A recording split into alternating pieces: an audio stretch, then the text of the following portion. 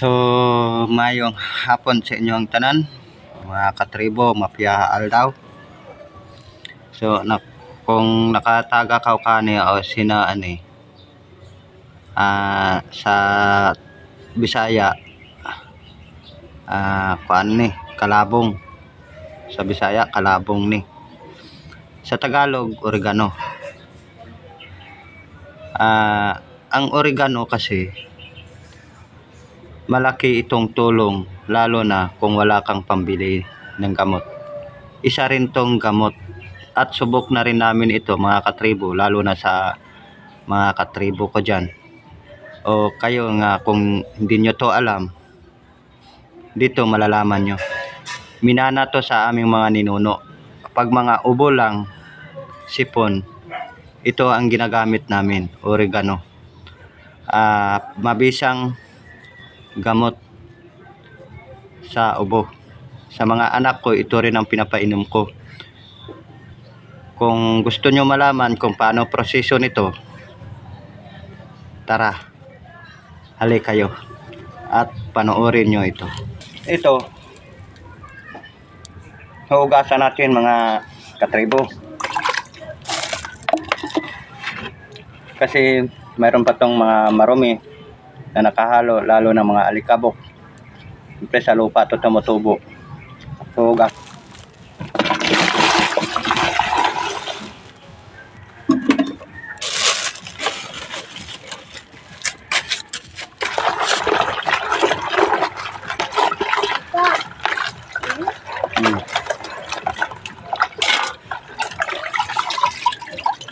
Ayan, malinis na ito mga katribo.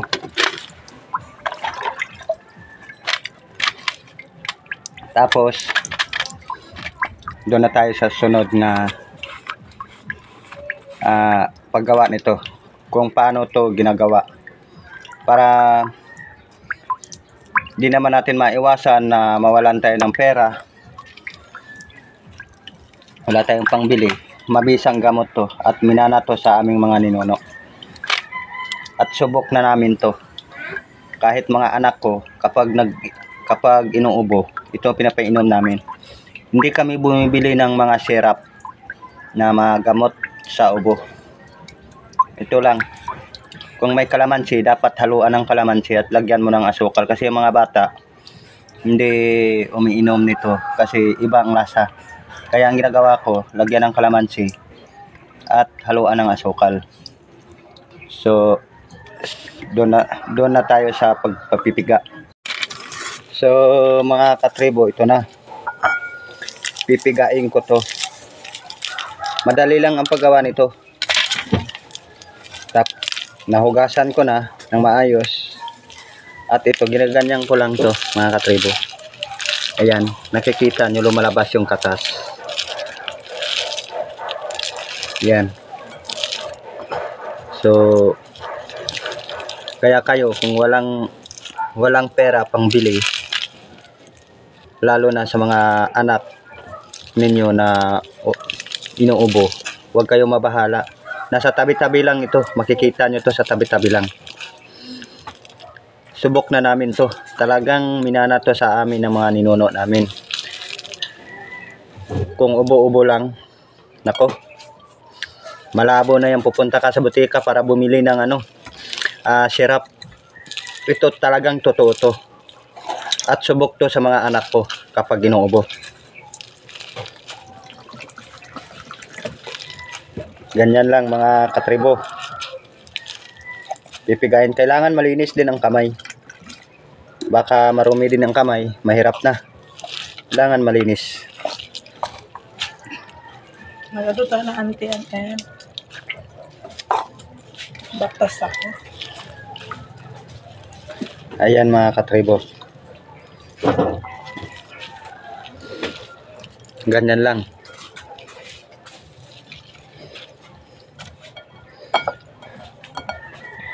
So, napakadali lang to gawin. Kung may kalamansi,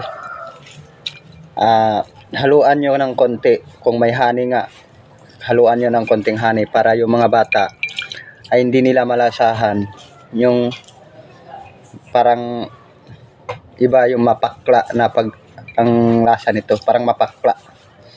So kung may honey, hahaluan lang ninyo. Madali lang siya painumin sa mga bata. Ayan.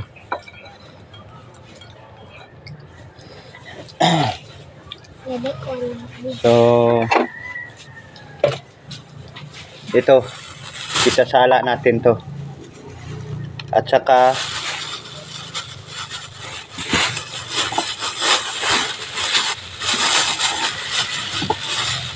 pero kapag wala kayong kalamansi, ito kalamansi.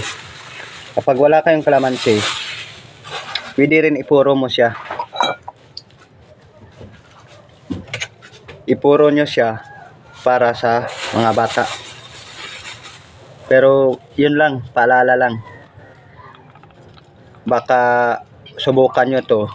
Pag mali yung proseso, mahirap na. Kailangan panoorin nyo to kung paano. Ayan mga katribo.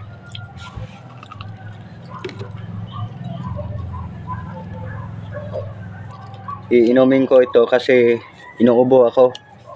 Nabasa ako ng ulan. Tapos iba yung pakiramdam ko, masakit yung ulo. Tapos inuubo.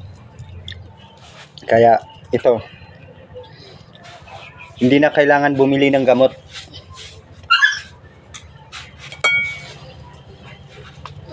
Oh, ganito mga katribo ha. Isasalan nyo to.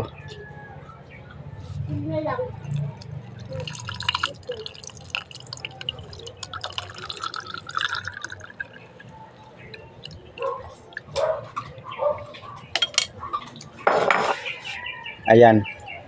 Nakikita nyo yan. Ang lasa nito napaka mapakla talaga. Pero siguradong mabisa to. Ipapakita ko sa inyo kung paano pag-inom. Kailangan kung ikaw isang baguhan lang na sumubok nito, huwag kang hihinga. Kasi talagang mapakla to. Kung iba ay sinusuka nila, sayang lang din kapag sinusuka, kapag may ubo ka. Pero kung ikaw ay gusto mo gumaling, ay titiisin mo talaga, hindi ka hinga bago mo inumin. Pero sa katulad ko, ay sanay na ako, parang wala lang to. Iniisip ko lang, alak lang. Ayan. Mapakla, tapos may halong asin kasi may kalamansi nga. Sana ay magustuhan ninyo ang tips na ito para sa inyong mga chikiting. Kasi mahirap ngayong panahon, lalo na tag-ulan. Kay konting ubo, kadalasan nababahala tayo. Kung hindi natin matiis yung mga anak natin, minsan pupunta tayo sa ospital, malaking gastos na. Ganyan lang ang tips para hindi na kayo magastusan sa ospital. So konting kaalaman na sinishare ko sa inyo, sana naman po ay nagugustuhan nyo ang tips na ito para din yan sa mga anak natin o kahit kanino, mga bata o sa katulad natin na matatanda, pwede. So wala naman po mali nga subukan ninyo. So maraming salamat sa panonood nyo sa aking video at sana po inyong nagustuhan ang aking tips. At huwag kalimutan mag-follow sa akin at mag-like, comment kung talagang nakakaantig sa puso nyo, isi-share nyo rin. So maraming salamat and God bless.